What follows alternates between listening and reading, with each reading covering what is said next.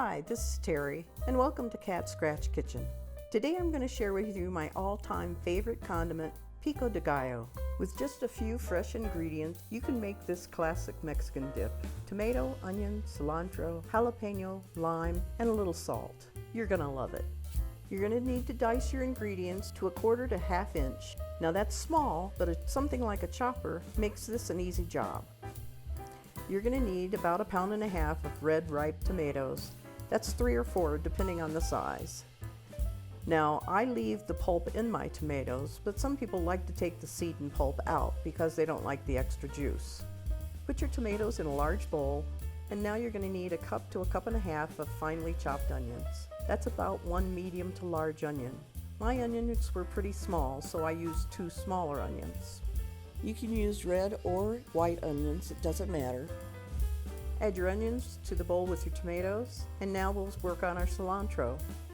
You'll need 1/4 to 1/2 cup of finely chopped fresh cilantro. Now my cilantro that I get in my market is a fine leaf, smaller leaf cilantro, more like a Mexican cilantro than the larger leaf cilantro that you normally see, but the taste is identical. Place the cilantro in the bowl with your onions and tomatoes, and now we'll start work on our jalapeños. Now I'm going to put on some gloves to work with the jalapeños just to protect myself. 1 medium jalapeno is plenty, for my family anyway. You're going to remove the ribs and seeds and finely chop it up, even smaller than the tomatoes and onions. Now if you're sensitive to spice, you can decrease the amount of jalapeno or even leave it out completely. It'll still make a great, delicious dip. Next, you need to squeeze your limes. You'll need 2 to 4 tablespoons of freshly squeezed lime juice. Now my limes are very small, about the size of a key lime, so it's going to take me 3 or 4 of these limes to get enough juice.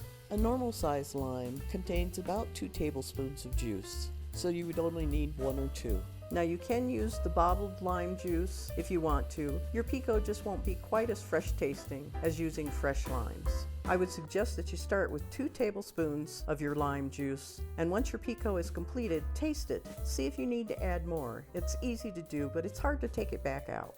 Now I've made this pico so many times that I know exactly where our taste buds stand, so I went ahead and added the full 4 tablespoons of lime. That's the way we like it. Now you're also going to need about 1/2 to 3/4 of a teaspoon of salt, or more, all to your particular taste. Once it's all in the bowl, take a spoon or spatula and stir it all together until it's well combined. Now take a teaspoon and have a little taste. Does it have enough lime? Does it have enough salt? If not, go ahead and make the adjustment.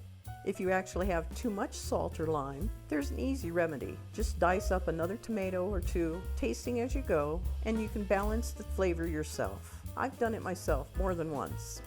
I think you're going to have fun with this recipe. The pico's not only great as a dip, but it's wonderful on top of your tacos, burritos, a taco salad. It's also good in or on top of an omelet, and personally I love it on a baked potato. There's nothing like it. Tell me some of your uses for pico. Now as always, the recipe for this pico is down below in the comments. There's also a link so that you can print out the recipe for yourself.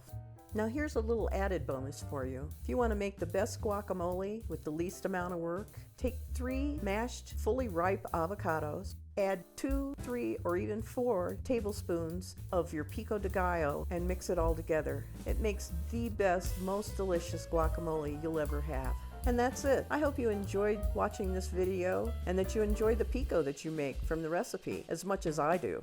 So thanks for stopping by, and if you like the recipe, please hit the button down below. And if you want to make sure you don't miss the next one, hit the subscribe button and you'll be all set when I come back next week with a new fun recipe.